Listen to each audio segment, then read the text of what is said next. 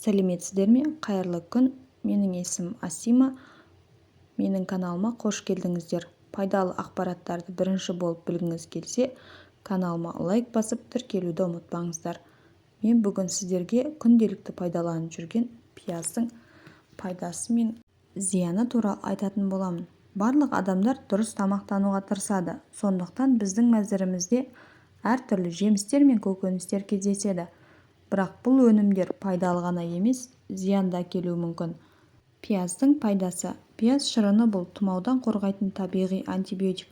Бұл көптеген микробтарды жояды. Суық тиген кезде немесе авитаминоз кезінде туралған пиязды кесектерін күніне бірнеше рет ескеңіз, иммунитетіңіз көтеріледі. Қандағы тромбоциттер көбейсе, инфаркт пен инсульттің пайда болу қаупі жоғарылайды. Пияздың құрамындағы күкірт қандағы тромбоциттерді ертіп, артерияда жиналуына жол бермейді. Бұл көкөніс зат алмасу процесін қалыпқа келтіреді, қанды тазартады, ас қорытуды ынталандырады және денеден артық сұйықтықтарды шығарады. Жасыл пияз жапырақтары кератинге бай, оны беттегі дақтарды кетіру үшін қолданады. Оның теріге де пайдалы екені дәлелденген. Оның шырыны құлақ ауруларына қарсы анестезия ретінде қолданылады. Мақтаны пияздың шырышына матырып, құлақтың ішіне салып қойсаңыз болады. Құрамында С дәрумені бар болғандықтан теріге және шаштың сұлулығына жақсы әсер етеді. Бұл өнім қайызғақты кетіреді және шашты күшейте алады. Пайдалы қасиеттеріне тағы да мыналарды жатқызуға болады. Ағзадағы қанттың мөлшерін төмендетеді, жүйке жүйесін жайландырады, радиацияның зиянды әсерін төмендетеді және ас қорыту бездерінің қызметін жақсартады. Пияздың зияны. Қышқыл болғандықтан асқазанның шырышты қабығын тітіркендіреді. Сол себепті гастрит пен ойық жарасы бар адамдарға пиязды жиі жеуге болмайды. Шамадан тыс қолданғанда астманың басталуы немесе қан қысымының жоғарылауы мүмкін.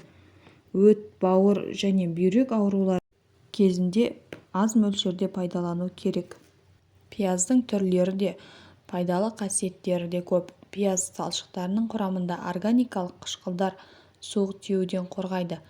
Эфир майлары, кемпрофол, амин қышқылдары, глюкоза, микроэлементтер В1 және В2, В6 дәрумендері, С дәрумені көп. Микро және макроэлементтері бар. Бор, марганец, мыс, никель және басқа да дәрумендерге бай. Пияз тұқымдастардың сыртқы түрі ғана емес, дәмімен де ерекшеленетін бірнеше түрлері бар. Ақ пияз. Ақ пияздың ақ қабығы жұмсақ, сәл тәтті дәмі бар.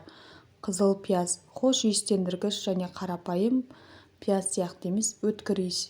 Шалот пиязы. Пияздың барлық түрлерінің ішіндегі ең дәмдісі, бірақ термоөңдеуден кейін дәмі өте нәзік, сәл тәтті болады.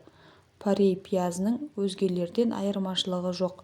Ақ түсті, қалың сабақты болып табылады және жасыл жапырақтарымен ерекшеленеді. Пияздың өзіндік жағымды дәмі болады. Менің видеом сіздерге пайдалы болса, лайк басып каналға тіркелуді ұмытпаңыздар.